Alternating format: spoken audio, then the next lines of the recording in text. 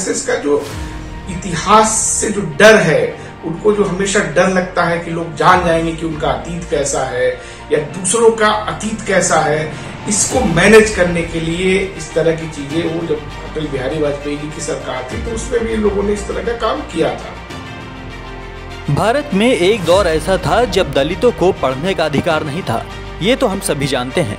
लेकिन धीरे धीरे समय का चक्रव्यूह बदला और हमारा देश रूढ़िवादी विचारधारा से आगे बढ़ा। कई समाज सुधारकों के एक लंबे संघर्ष के बाद लोगों की सोच बदली और दलितों को पढ़ने का अधिकार मिला। लेकिन क्या दलितों को पढ़ने का अधिकार कुछ हिंदू समाज सुधारकों ने नहीं बल्कि मुगलों ने दिया था? और क्या यही वजह है कि आज की तारीख में सिलेबस से मुगलों के इतिहास को हटा दिया गया है? ये सवाल आज इसलिए उठ रहा है क्योंकि कांग्रेस कह रही है कि मुगलों ने जब मदरसे शुरू किए तो वो सर्व शिक्षा के तहत शुरू किए गए थे, जिसमें सारे धर्म और सारे तबके के लोगों को शिक्षा दी जाती थी। अगर आपको हमारी बातों पर यकीन नहीं आता तो सुनिए यूपी अल्पसंख्यक कांग्रेस अध्यक्ष शाहनवाज आलम का ये बयान।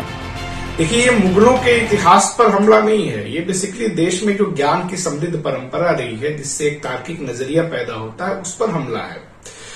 दरअसल जो मुगल कालीन इतिहास था, उसमें जब हम जाते हैं तो देखते हैं कि सर्व शिक्षा अभियान जैसा एक कॉन्सेप्ट आया मदरसे का, जिसमें दलितों को पहली बार पढ़ने का अधिकार मिला। उसमें सब पढ़ सकते थे, इसलिए उनको ही पढ़ने का अधिकार मिला। इसी एजुकेशन सिस्टम के 3 या 4 पीढ़ी बाद उस समाज से ज्योतिबा फुले या अम्बेडकर जैसे विचारक निकलते हैं, जिससे कि आरएसएस को दिक्कत होती है। तो जाहिर सी बात है, आपको वो डिलीट करना पड़ेगा। ठीक जिस तरह से मोदी जी को अपनी डिग्री छिपानी पड़ती है, उसी तरीके से भारतीय जनता पार्टी कभी नहीं चाहती है कि लोग जाने कि गांधी जी की हत्या में इनका क्या रोल था। इसलिए हम देख रहे हैं कि मुगलों के साथ साथ गांधी जी की हत्या पे जो चैप्टर था, जिसमें आरएसएस की भूमिका की बात की गई थी, उसको भी हटाया गया। तो ये बेसिकली आरएसएस का जो इतिहास से जो डर है, उनको जो हमेशा डर लगता है कि लोग जान जाएंगे कि उनका अतीत कैसा है या दूसरों का अतीत कैसा है, इसको मैनेज करने के लिए इस तरह की चीजें, वो जब अटल बिहारी वाजपेयी जी की सरकार थी तो उसमें भी लोगों ने इस तरह का काम किया था। दरअसल मुगल इतिहास से मेन जो दिक्कत है वो ये है कि जब बच्चा पढ़ेगा स्कूल में तो उसे पता चलेगा कि औरंगजेब के शासन में 30% से ज्यादा जो बड़े ओहदे थे उस पे हिंदू राजा नियुक्त किए गए थे।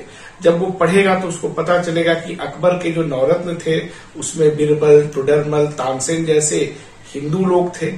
जब वो पढ़ेगा इतिहास तो उसे पता चलेगा कि जो मुगल काल था उसमें पूरी दुनिया का जो जीडीपी था उसमें भारत का हिस्सा 25% तक था। तो ये जब वो पढ़ेगा और जब उसको ये भी पता चलेगा कि अकबर के शासन का जब 50 साल पूरा हुआ 1604-5 में, तब एक सिक्का जारी किया गया था जिसपे राम और सीता की तस्वीरें थी और उसको राम राज उस पर लिखा हुआ था। तो जब वो पढ़ेगा तो उसको लगेगा कि अकबर के जमाने का जो राम राज था उसमें 25% का हमारा जीडीपी था, एक समावेशी समाज था। तो फिर वो आरएसएस द्वारा जो प्रोपोगेट किया जाता है रामराज, इसको खारिज कर देगा।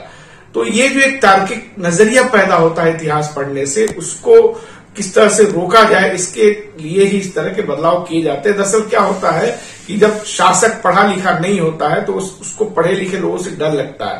तो ये जो पूरी योगी मोदी की मंडली है, ये पढ़े लिखे बच्चों से इसको डर लगता है, इसलिए उनको अपनी तरह ही इरेशनल वो बनाना चाहते हैं। तो ये पूरा मामला है। खैर, इनकी ये बात तो बहस का मुद्दा है। इनकी पर्दे खोलने बैठेंगे तो वो कभी खोलेंगे ही नहीं। लेकिन हाँ, घनघोर सियासत के बीच उनका ये बयान एक नए विवाद को जरूर जन्म दे सकता है। डेस्क रिपोर्ट, दी भारत टीवी।